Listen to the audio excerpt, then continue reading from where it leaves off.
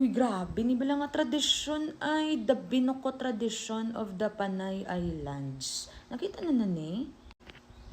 So when I say Panay Islands, apat na sila, di ba?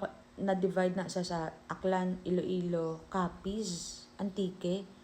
Pero collectively, they are called Panay Islands. So ano ang Binoko tradisyon? Binukot, dugin, literal, ginbukot ka bala? Nga ang bata nga babayi sa ina nga family, whether sa dato nga family, sa una ha, pre-colonial Visayas, whether sa dato nga family or sa normal nga natives, may ginapili sa ilan ako no tribe, no? Ang sa isa ka tribe sa Panay, ang ila Binoko tradition is that mapili sila sa isa ka bata nga babayi as young as 2 to 4 years old. Gwapa, dapat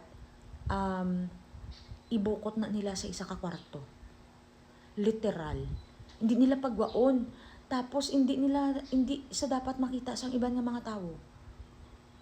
As in like, hindi sa pwede maghampang sa mga bata, hindi sa pwede maghiat like a normal person.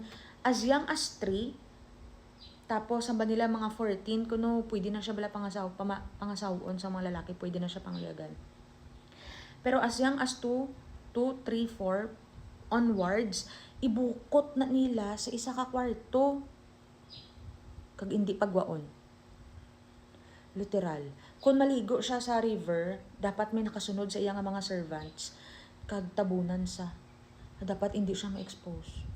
Amo na, binukot tradisyon. Ginbukot ka. Literal. Grabe no? Ang explanation da nila, because hindi siya like do ka negative bala nga dogin priso ka.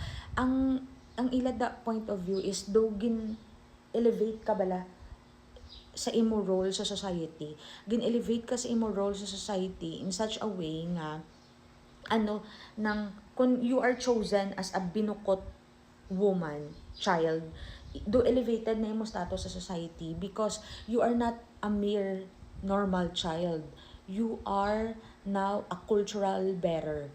Kaya ang ginaobra mo da sa ina nga kwarto, ginatudloan ka sang mga culture sang imo tribe, ginapasa ulo sa imo ang mga chants, stories, ginapasa ulo through the years.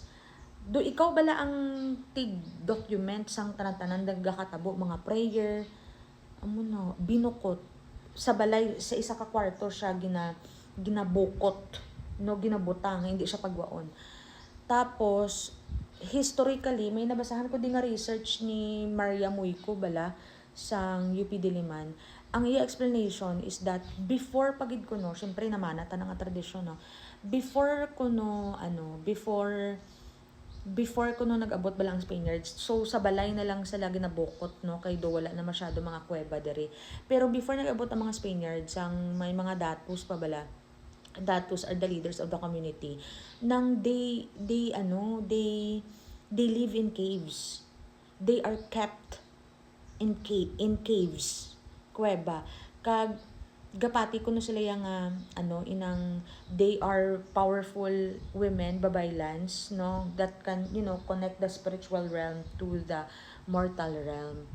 So in a way, do taas man ang amo na gani ko nung kapasugot ang families kung i-approach bala sila nga himuon binukot ang ilang nga bata. Kay syempre do gataas bala ila status sa society. Pero amo nang epekto sa bata nga babayi, ibukot ka. Either taguon ka sa kuweba sang una, or subong kay wala naging masyado kuweba nga unexploited sa mga panimalay. Grabe no? In one tribe, there can be more than one binukot. Pero subong hindi na ginasa ko no do sikat gid bala nga tradisyon. Kaya syempre, paano mo mapunggan ang bata nga malagaw ginaya given sa mga entertainment subong. So wala na gid bala gusto nga may magiging binukot pa sila. So pero may exist pa Japon. Kag pwede sa gali ang binukot nga babayi, hindi na siya ganung forever, like pagka 14 years old mo pwede ka na pangasawon sang iban. Subong syempre hindi pwede, kay may mga layi na against minor marriages, 'di ba, sa mga minors. Pero amo na, pwede ka pangasawon. Pero once ang mga pangasawa sa imo dapat halungan naman ka. Kay once you are binukot, the respect and the privilege and the tradition stays with you. Do ka amo na siya. Pero imagine na bala taguon ka sa kwarto for how many years? In your formative years as a child, di ka pagwaon, dira ka lang. Di ba? So yun, binukot tradition. Sa Panay na sa kuno, Panay Islands. Sa Negros Island, though not as much, nga, do wala pa ko may na-encounter nga readings about Negros Island binukot. I doubt if there are, pero I might be wrong. Pero sa Panay Island, well documented.